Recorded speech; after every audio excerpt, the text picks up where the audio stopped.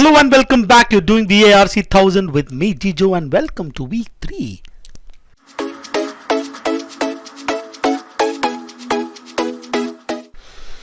We're going to start with RC option traps number 1. Now, in week 3, our focus is going to be on the question setter. The last week, we focused on the author. But then, for us to nail the question, we need to understand the mind of the question setter. So you have solved this particular set of questions that I gave you as a pre-session test. I think you were forced to do that. And you might have made some mistakes, might have done well, I don't know. But you have made some mistakes in some of the questions. It is time to know why. What trap did you fall into? Knowing the traps, I believe, makes us more skillful in dealing with the questions of verbal ability and reading comprehension. So the lesson goal is to look at how the option traps are created. At the end of the lesson, we will look at, you get insight into 3 broad types of option traps. And in the subsequent lesson, as and when we encounter option traps or questions, I'll keep referring to the trap that is there in the option. So from the next week onwards, when we are looking at passages and solving a lot of passages, I'll obviously look at the passage and comprehend the passage and help you understand how to comprehend the passage, but also give the extra bit of insight in terms of how to look at options as well. Now, what is the right answer? What is the right answer? When you say what is the correct answer, what is the right answer, please do understand it is everything about what is given in the passage. We have to treat the passage as the gospel truth, unless of course the question asks us to attack the author, which is the following weekend's author argument. Otherwise, we are looking at the passage as the gospel truth and only pick up information from the passage, and whatever is the right answer must be based on the particular passage and must be true based on the passage. When I say true, it should be absolutely true based on the information given in the passage. That's it. Now, for instance, if I take this example, that Rahul have visited all the states in India at least once, if that is a statement that is given to you, from there, let's look at 2 answer choices or 2 inferences. Rahul has an interest in traveling. Now, this will not be the right answer. The motivation of Rahul is not seen in the particular sentence. All we know is a statement of fact, where Rahul has visited all the states. Why did he visit? Who knows? Maybe his work forces him to travel. We have no idea whether he is interested in traveling or not. So this would be a wrong answer. While the right answer choice is the second one. Rahul has visited Kerala, a state in India. Because he has visited all the states at least once, he would have visited Kerala, since it is a state in India. So even though this is actually not explicitly mentioned, you will still can say that this would be absolutely true based on the information given in the passage. Because he has visited all the state, he would have visited every single state in India. Now the question comes, therefore, what are the wrong answer traps? We assume the wrong answer is something that is false.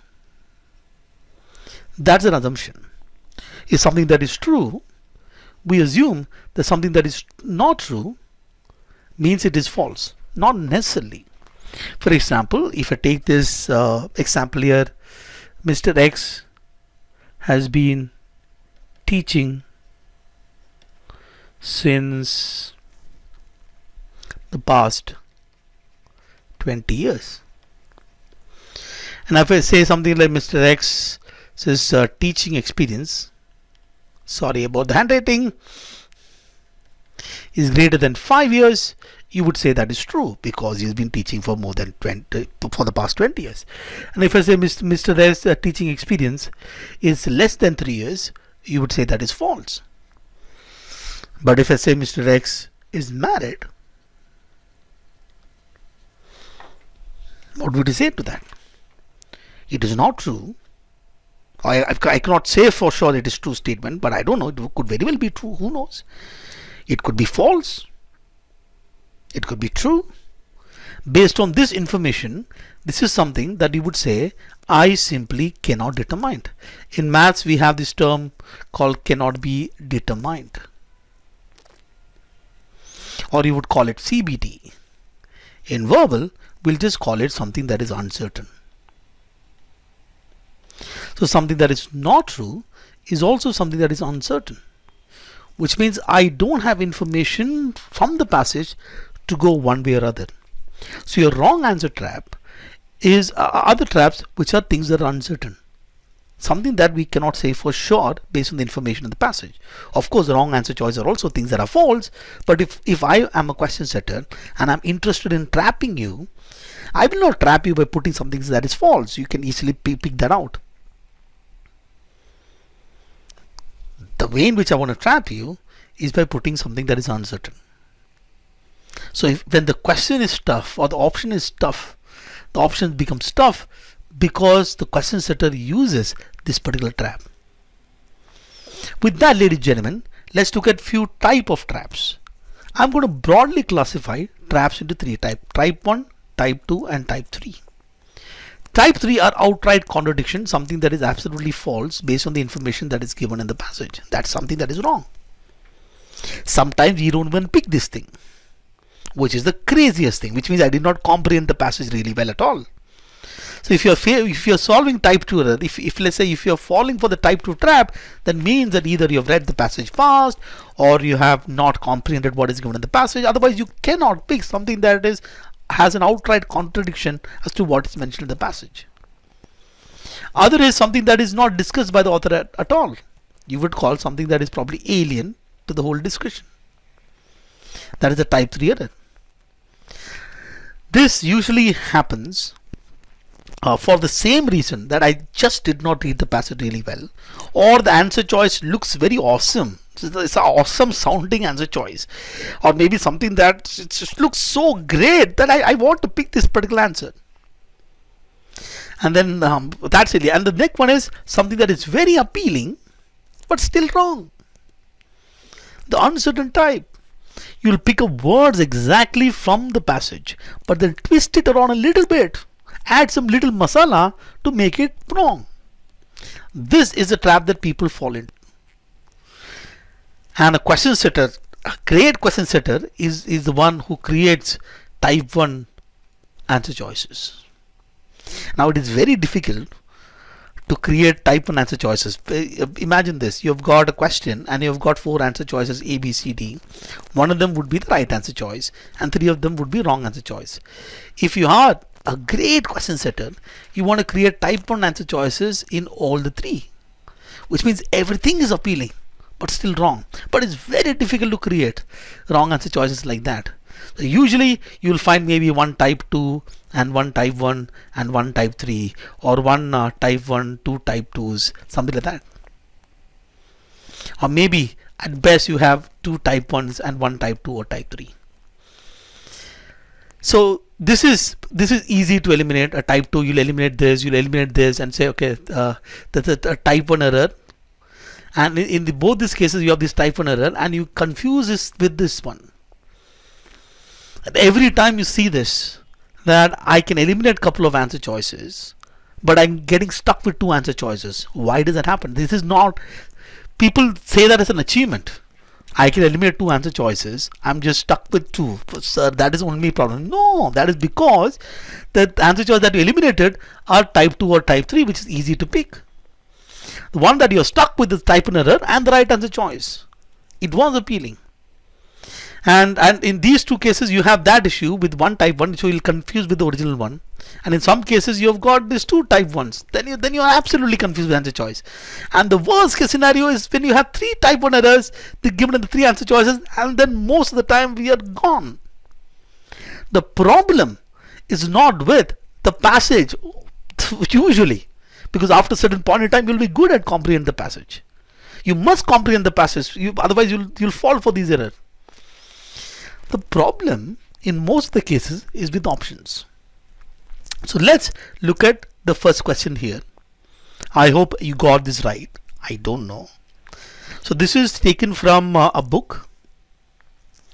The reach is 68%, and FK grade level is 12.3, which is fine, reasonably okay. A reasonably skilled person can read and understand, and you'll see that this particular thing is not that difficult to understand, right? Now let's just read the passage. There are a lot of things difficult about being a professor at a research oriented university. So first of all, I see the context is given. The context is a couple of terms here. One, the discussion is about a research oriented university and being a professor there. And the key thing that is mentioned is there are a lot of things that are difficult. And then there it says, but, okay, one benefit is that this profession enjoys clarity. Which means if you are in a research oriented university and a professor, you get clarity. How well or how poorly you are doing as an academic researcher can be boiled down to a simple question: are you publishing important papers? So that's what it is. Whether you're a good academician or bad academician is about, are you publishing good papers? The answer to this question can even be quantified as a single number, such as the H index, a formula named for his inventor Jorge Hirsch, that processes your publication and citation counts into a single value that approximates your impact on the field. So you've got a number as well. In computer science, for example, now here the author is now giving an example here. That's a detail saying that an H index a score above 40 is difficult to achieve, and once reached is considered the mark of a strong long-term career. If you hit 40, you're like, God. On the other hand, if your H index is in single digit, when your case goes up for 10-year review, you're probably in trouble. So they have a sense of clarity. Then it says Google Scholar, a tool popular among academics for finding research papers, even calculates your H index automatically, so you can be reminded multiple times per week precisely where you stand. In case you're wondering, as of morning when I'm writing this paper, I am at 21. So obviously author says that author's H index is 21, or you already know that from here one can infer that author is also a professor at a research oriented university. Maybe a computer science professor, because that's where the H index of 40 specifically is done, but we are not too sure. But at least we know that he is a professor at research oriented university. Nothing much. The passage key focus, the controlling idea is about clarity that is there for a professor at a research oriented university, and specifically about discussion about H index. Now this question says, which of the following can be inferred from the passage about the H index? Now let's look at each of these answer choices. Number one, Google Scholar designed the H index tool for reminding professors where they stand. Now look at this. Google Scholar mentioned. A tool for reminding professors where they stand. Tool for automatic reminding you where you stand. You would be professors because you're talking about professors. All fine. H index tool, all fine. But what is the problem here? The problem here is this word called designed. Did Google design it? Did Google Scholar design it? Google Scholar did not design the H index. It was designed by Jorge Hirsch. So this, ladies and gentlemen, would be wrong. Now this, I would say, is a type 1 error. Because you see, majority of the elements in that particular answer choice is correct. The only problem in that answer choice is that single word which is designed, and that has completely made the answer choice wrong. One word. And I'm going to call this word as a rotten word. Why is it rotten? That completely ruined the answer. I'm making it wrong. Let's look at number 2. H index is not a formula that is seriously looked at by research oriented university professor. It is not looked at seriously by research oriented professors. You would say that is absolutely wrong. This is a type 2 error. Outrightly wrong. If anyone marked this answer choice, this is when I keep saying author will commit suicide. You keep hearing me saying that. So that is when you say that how can you mark this? He's saying that it gives clarity. The H index is one of the things that actually gives them clarity, and is not seriously looked at by these professors would make it absolutely wrong. Let's look at 3. Universities make use of H-index to assess the quality of various research activities. So first of all, this is type 3. What universities does, how university uses H-index. What is for the professor, we understand. Professor has got some consequence for in their career, we understand. But what is the impact to universities? How universities use the H-index is something that is not even mentioned in the particular passage, and this is wrong. For those of you end up marking this answer choice, means what? What does it mean? How did you mark this one? If at all you mark this, ask yourself, what made you mark this one? The only reason that made you mark this one is probably for some reason they sounded very nice. And some people even go to this inferred. Inferred matlab it has to be something that is completely different, out of the blue, somewhere here. This is the inference that one can try to know.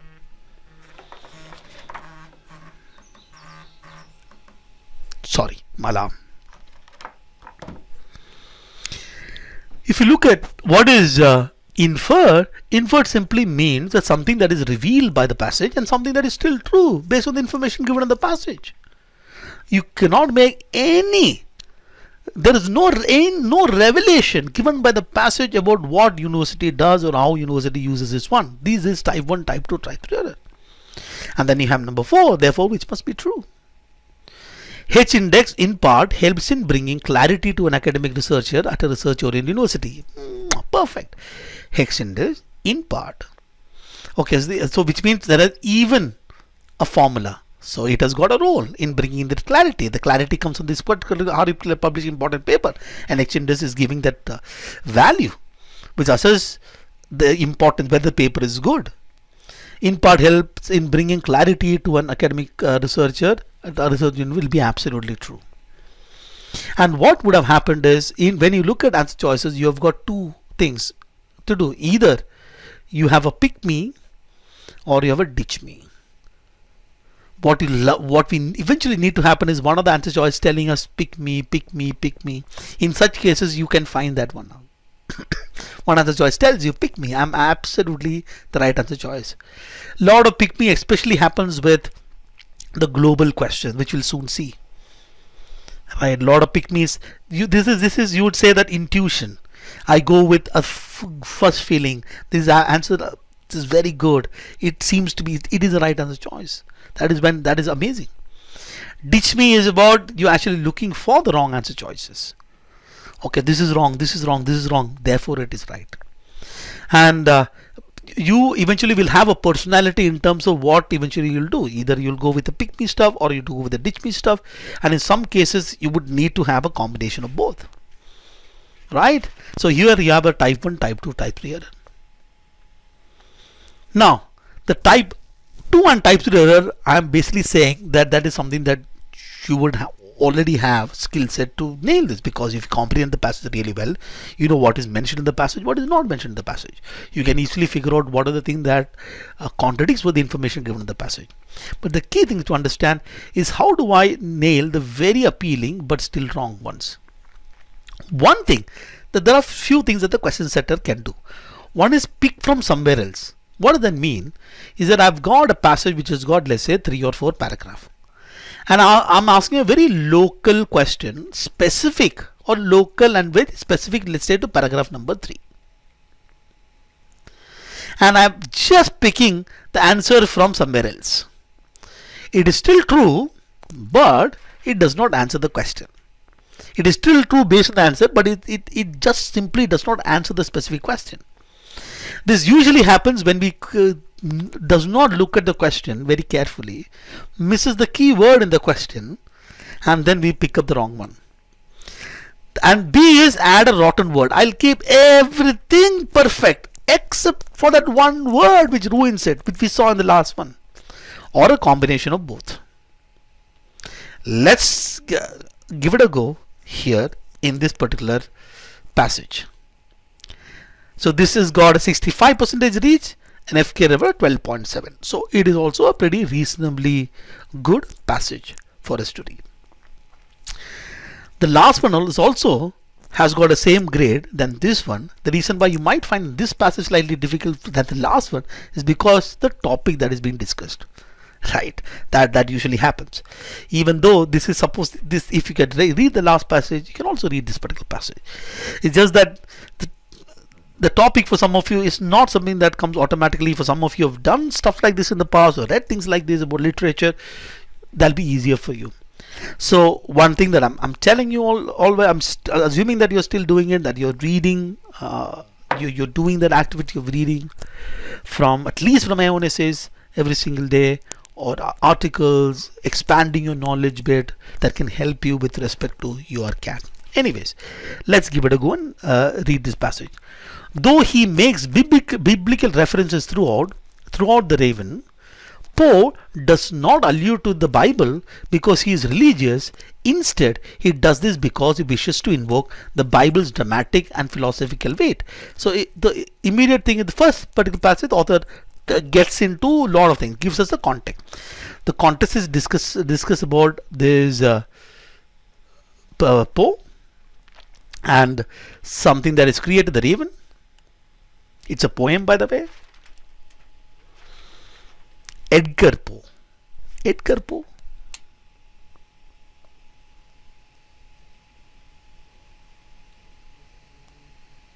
Yeah, Edgar Allan Poe.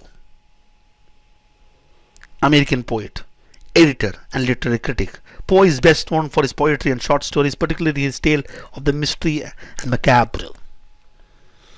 Born, but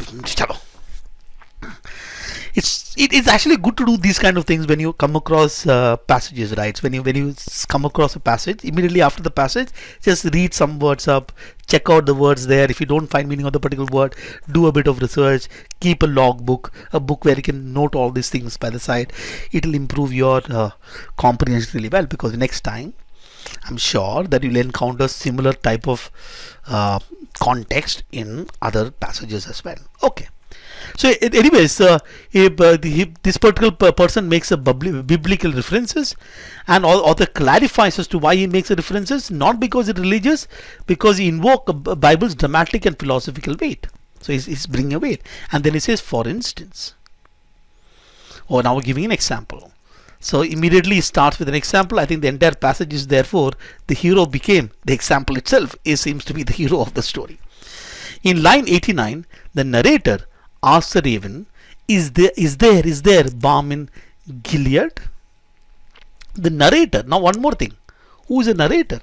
Narrator is someone who tells a story, which means if you write a poem, the person who's speaking would be a narrator. So now we have an author here who's discussing about Poe and something that Poe has written, which is the Raven. And there, in the narrator in that Raven, I think who are the character within the story who's telling the story. So that's what it is. So a lot of characters already. In ancient Arabia, the balm of Gilead was a salve produced from the tree Commiphora Gilead. Okay. However, the balm is more famous because of its mention in the book of Jeremiah, a reference that readers during Poe's time would have easily recognized. As God punishes Jeremiah's people for the years of sin and disobedience, Jeremiah utters the phrase, is there no balm in Gilead? The meaning of Jeremiah's question is not literally, is there an ointment that can heal our skin, but something more philosophical. Is there anything we can do to relieve the suffering of God's punishment? Is there any balm? So I am punished, I need some balm. I think we also use this. Balm dalo. I think that we also use that. This philosophical question about the nature of relief from suffering is the one Poe invokes the Raven.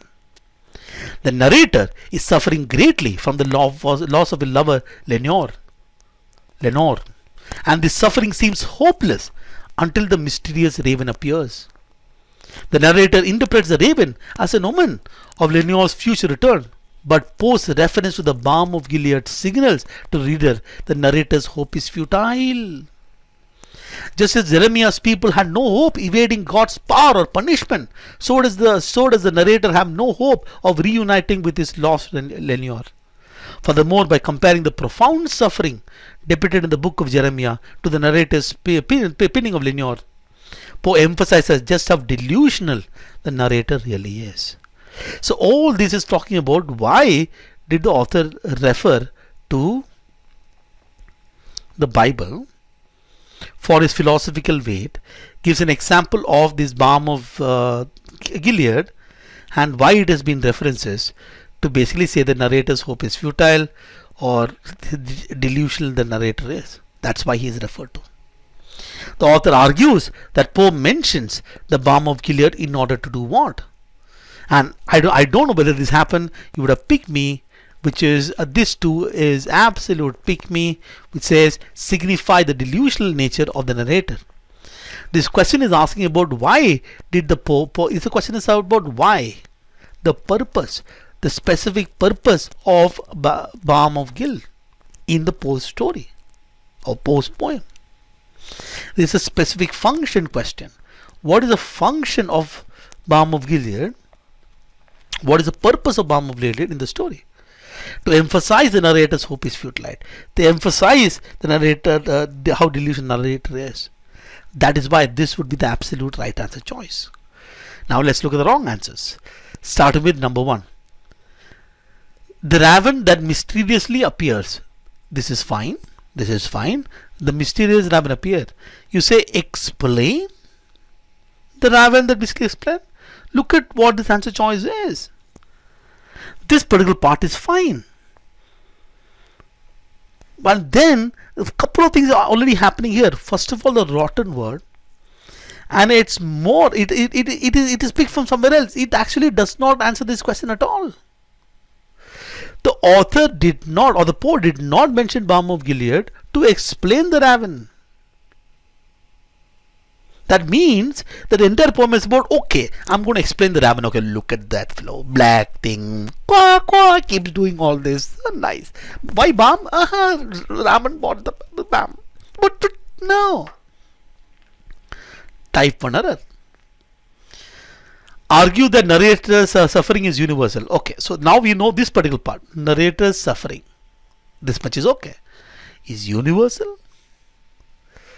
That everybody suffers? Which means that suffering is there everywhere. Where has he mentioned that? That's a rotten word there. Just add this free word universal and make the answer choice completely wrong. Type 1. Describe how it was made famous by the book of Jeremiah. Perfect. How it was made famous by the book of Jeremiah is actually mentioned. Made more famous by the book of Jeremiah.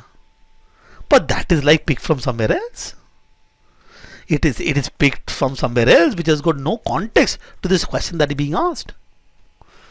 Completely irrelevant. Completely. So I don't know whether you fell for any of this particular trap, but I hope you understand what the trap that you're looking at. So in some type of question, you have to be very careful what the question is specifically asking and answer that question. Please do understand, even though this is a very specific question, the overall understanding of the passage still helps us answer the question. In most of the cases, you don't really have to go back to the passage to answer this question even, because you understood what the passage is. Sometimes even the specific question I can answer by just reading the passage the way in which we read the passage always. Some more very appealing but still wrong. This is very rarely used, but one can create logical error. What do I mean by logical error? For example, if I mention something like, if X is God's book, then X should not have any error.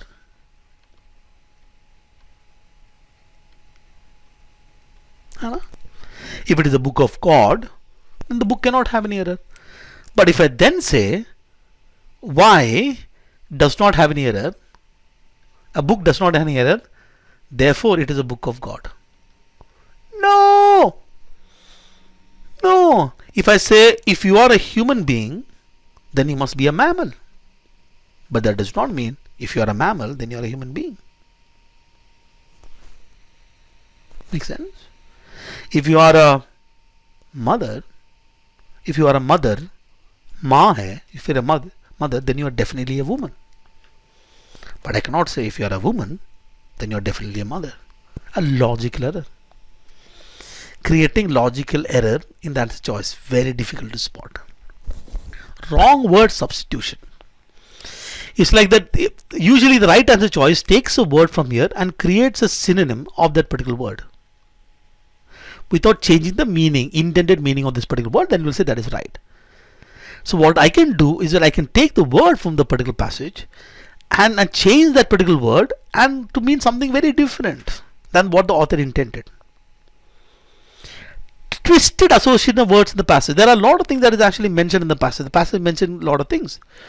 Now the passage may not have dealt any comparison between these two terms, but then you make wrong association. Let's see this in action. Now this particular passage is a very short one. Also the reach is 88% and the flesh level is 10, which means this is so easy passage to understand. But I'm guessing you fell for at least some of this trap. You fell for it. At least you fought it. These are answer choices that I had created painstakingly, by the way, to make it very appealing. I don't know whether you fell for the trap. Right? If you've fallen for the trap, let me tell you why. And you get confused between two options. I'm guessing you would have probably confused between answer choice number 1 and 4. I'm guessing that would have happened. And so some of you may have got confused, but maybe 3 is also right. No, 3 is probably something that you eliminated. I'm guessing it'll be either 1-4 or 2-4 or 1-2. One of these confusion you would have had. So let's start by reading the passage here. The passage says that the first mistake brands make is that they fail to focus on the aspects of their offer that will help people survive and thrive. Brands make a mistake. They fail to focus on certain things. It's about brand making mistakes, and it's talking about the first mistake. What? They fail to focus on what helps people survive and thrive. And then author has explained that in the subsequent sentences. Brings in the context and gives explanation. That is a controlling idea there in the first sentence itself. All great stories are about survival, either physical, emotional, relational, or spiritual. A story about anything else won't work to captivate the audience. Basically, it has to be about survival. If your brand does not talk about human aspects of survival or what to thrive, then it's going to be problematic. Nobody is interested. This means that if we position our products and services as anything but an aid in helping people survive, thrive, be accepted, find love, achieve an aspirational identity, or bond with a tribe that will defend them physically and socially, good luck selling anything to anyone.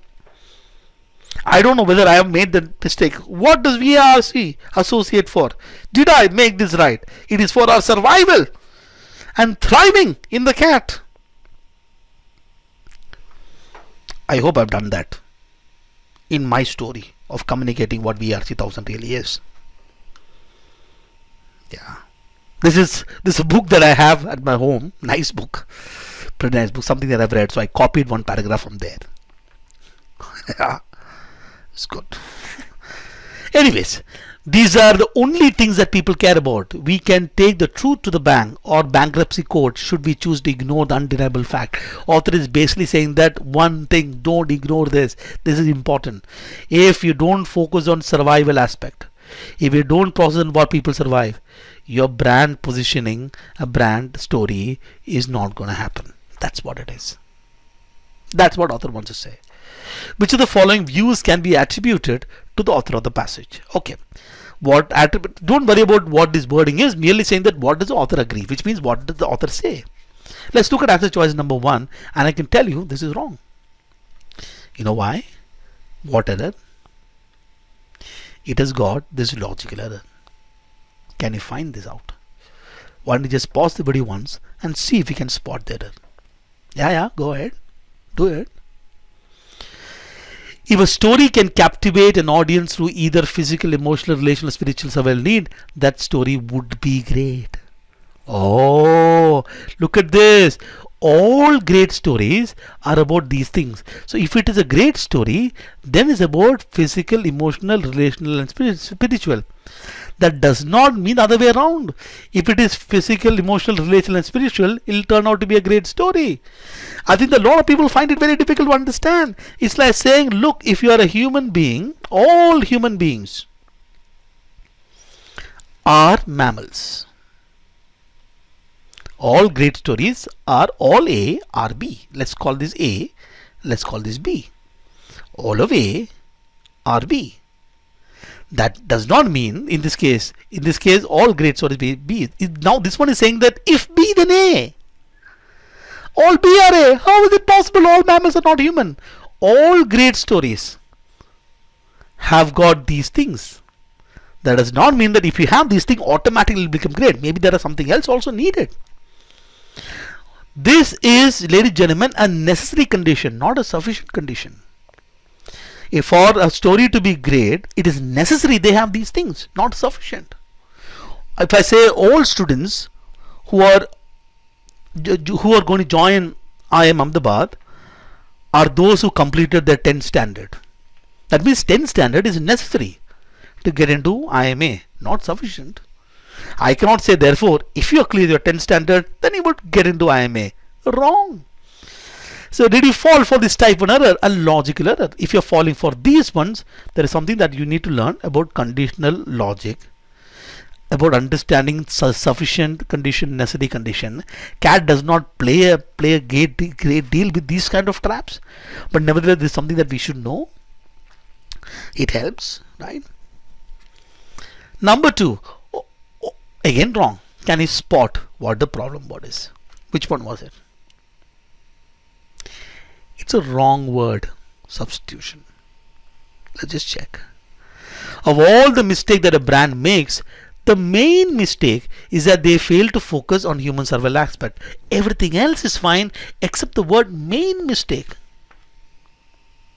They say it is a first mistake. It's first used as the main one. Or first, this is the first mistake, the second mistake, the third mistake. That's a chronological ordering. How do you know this is author is used the word main mistake, the most important mistake? Author is not specifying right in the first one. If this would have been a crucial mistake, I can use main mistake. If it is most important, the biggest mistake, I can say fine. But by using the word first mistake does not mean that is the main one. There may be other great mistakes. There are other mistakes. Main one is a statement of opinion that this is saying the first mistake as a statement of fact. This is now converted than a statement of opinion. Wrong word substitution.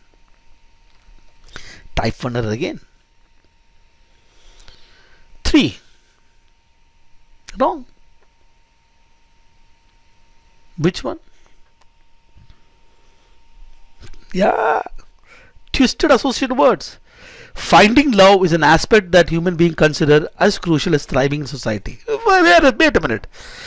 So this is like anything but people aim to thrive, be accepted, find love, achieve an aspirational identity, or bond with a tribe that will define physical sociality. There is nothing that author has tried to compare between these two specifically.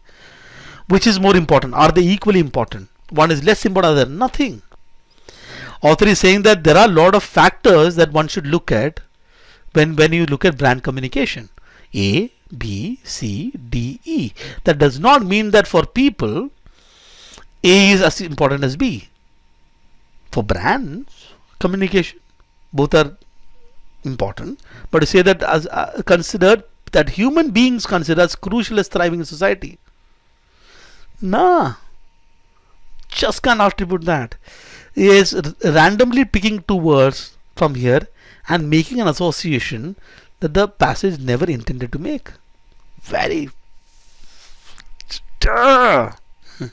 Therefore, answer is 4. Captivating an audience is one of the criteria the brand should look at for the brand position strategy. Now, the word strategy has not been used, but that is okay to use. That talks about the meaning here. So let's look at this. a story about anything else won't work to captivate an audience. This means that if we position our products, services as anything but that captivates audience, it will not going to work.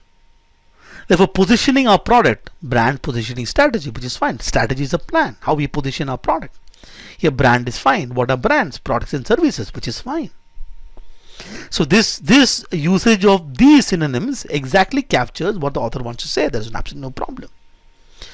Captivating audience is one of the criteria. Absolutely true. In the sense that something won't work. If you don't focus on this, we won't be able to captivate the audience, which means captivating audience is definitely one of the criteria. Is it the criteria? Is it the only criteria? No, but it's definitely one of the criteria. So answer in this case is 4. Tough, huh? So even when you have very easy passages, the question setter can still make your life difficult. And that is one thing that you must always understand. What makes a question eventually difficult is options. How difficult the question setter creates an option. And we end up worrying too much about passages. Reading the passage is important. I have to read the passage really well. Yes. But your life cannot be completely about passages. We worry about reading speed, reading fast. Half the time we spend here. I don't know how much time did you spend in this particular answer choice trying to make sense of this. And you're completely confused. Because the question setter is absolutely evil, trying to confuse you completely. So you understood this. Another one is there is no sweat, knowing that you wouldn't have comprehended the passage. The question setter is so clear that I am not going to take any hard work. I'll just put type 2, type 3 and still know that you will make mistake, but you have not comprehended the passage. This is from CAT 1990. Again, 67% and 12.4, something that we have seen so far. The author seems to be. Who's the author? That's it. If the more articulate members of a community formed a coherent and united class with common interests, democracy would probably replace into the rule of that intelligent, educated minority. One part. If a more articulate member society, look at the positive words being used. Author's point of view can be understood from the choice of word. There are some articulate member society who made united class. Democracy will probably replace into that intelligent, educated minority. Even as it is, the democracies of the modern world are much closer to this fate. Democracies in the modern world are like this, run by articulate, intelligent people. Than the much canvassed. Canvas is a word that my father used to use. Canvassing is marketing. So in my dad's time, they saw about, okay, we are going to canvas this product. What is canvas this product? Market this product. Right. So nowadays people use the word market, sell. You can check the word out. Much canvas dangers than they are to the much canvas dangers of the mass movement. Which means what? A lot of people say democracy is about mob rule. Mob rule said. Author is saying no. It is democracy is something that is close to the intelligent minority, the amazing people who run it. Far from oppressing the culture minority or any other minority, democracy gives more of them more scope. Democracy is awesome than any other system does. This is a lesson from experience. I have learned it from experience. Democracy is awesome. It might also have been derived from an analysis of the concept of democracy if the concept had been accurately analyzed. I'm sure that this probably is one of the sentences that would have confused you. Again, an if condition. Author is merely saying if concept had been accurately analyzed, if you analyze accurately, then you'll also come to know that it might also have been derived from analysis of concept democracy. If you accurately analyze karoge, you will still come to know that democracy is very positive. Democracy is awesome. The author seems to be whom? If you made a mistake, you're feeling so bad. You're asking yourself, how did I mark this? How did I mark this? He's a supporter of democracy, of course. Supporter of mob rule, suicide. Against intelligence in minorities, suicide. Unless it's the flaws of suicide. Here the author, I don't know how many of you fell for this trap. The question setter is like, I'm not going to take any hard work. The author has already given a lot of hard work here. These people here will not understand only.